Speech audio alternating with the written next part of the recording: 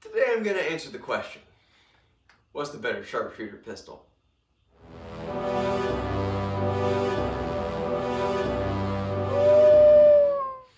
Hi guys, Hounds Armor here, and today I'm looking at some sharpshooter pistols to determine which one I like better. Now the question comes up, what's a sharpshooter pistol? To me, a sharpshooter pistol is a secondary blaster that lets you fuzz the lines between what role you're filling in a squad. I subscribe to the Crew Auxiliaries squad and role separations for HVZs as put forth by Captain Xavier. I'll link to his playlist down in the description. I subscribe to his Hunter class of player because I like going to make trouble for the zombies. I gear up a little bit heavier than most infantrymen. If you've watched my loadout video, which again I will link, you see that a little bit. I carry 4 to 5 blasters at a time and lots of darts. And I did build my Rifle Mark II here to be a almost perfect primary for that role. It is of course a select fire Strife. If you want more details on that, again there will be links, as well as links to a video on my modular master key system, which also helps a lot to fill this role. Now the one thing that I find is master keys aren't very accurate. At long ranges, that is. They're fine for close ranges and when you need to do something special quickly, but they don't quite, even with something like a Titan master key, they don't quite get that nice accuracy to deal with the pesky zombie over there.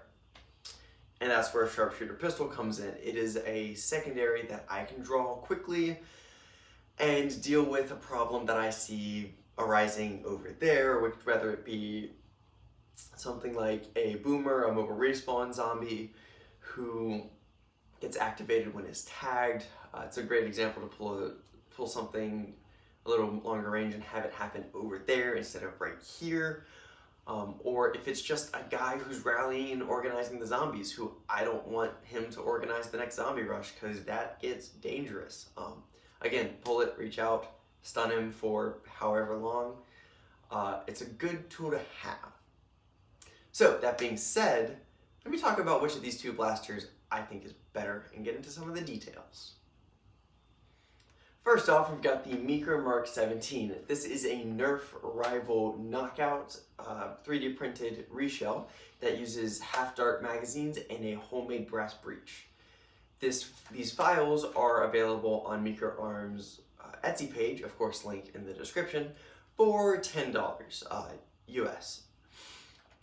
This is a very powerful sidearm or half-dart pistol, though I found the build a little hard.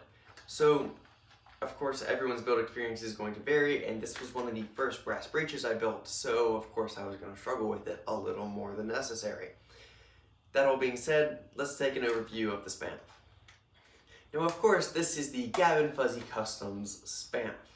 It is a Nerf Falcon Fire 3D printed reshell that again takes half-length magazines in a wildcard magwell. Mine is not a kit from Gavin Fuzzy. I got the file set and a hardware kit and printed it off my Ender 3 Pro. I found this build much easier than the Meaker. It is actually, I think, the easiest 3D printed blaster to build I have.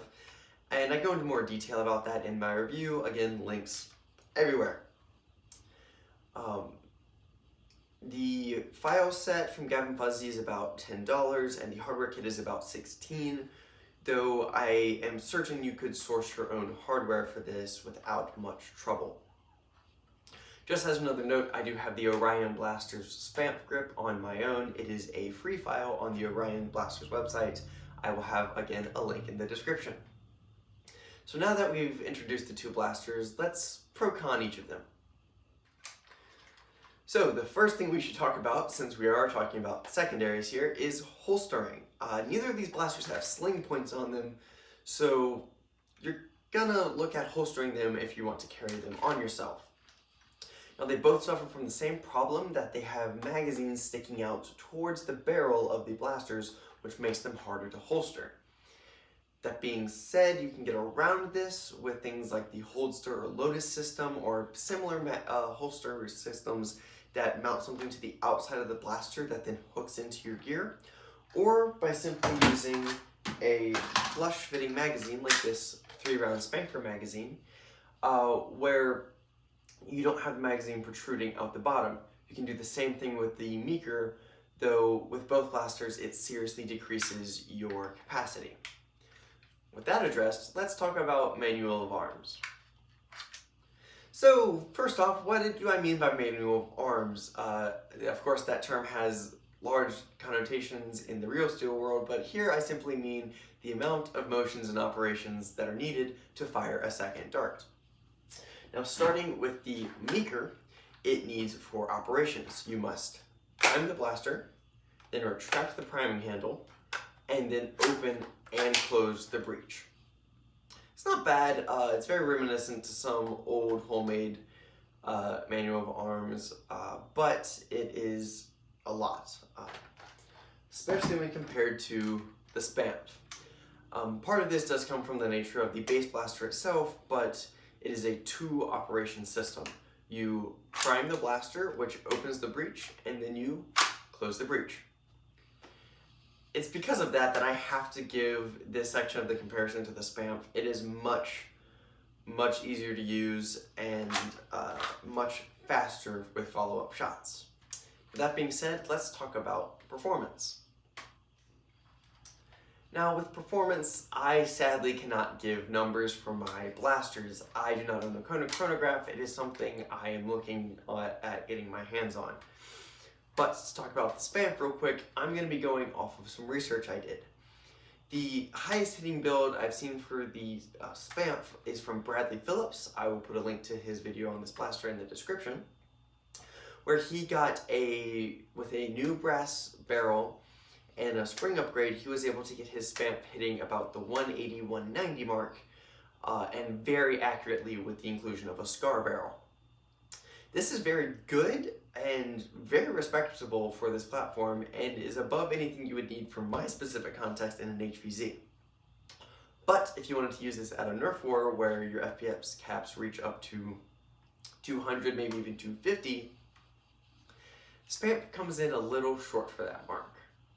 Now with the rival Knockout, and of course the Meaker Mk 17 by extension, you can do a lot more performance-wise. Just to start off, you've got more plunger volume, which immediately lends itself to higher velocities, as well as an immediate use of a brassed breech. Now, I haven't seen many builds of this blaster, so I don't know exactly what it can do, but I know the combination of a brass breech and a Knockout can push the 230, 240, maybe even 250 FPS marks. So for performance, I've got to give it to the Mk 17.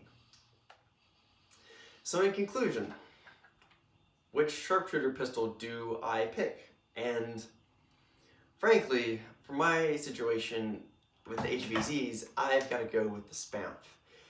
It is faster to use with the 2-action manual of arms. It can be easily tuned to that 120, 130 mark without crazy mods being needed.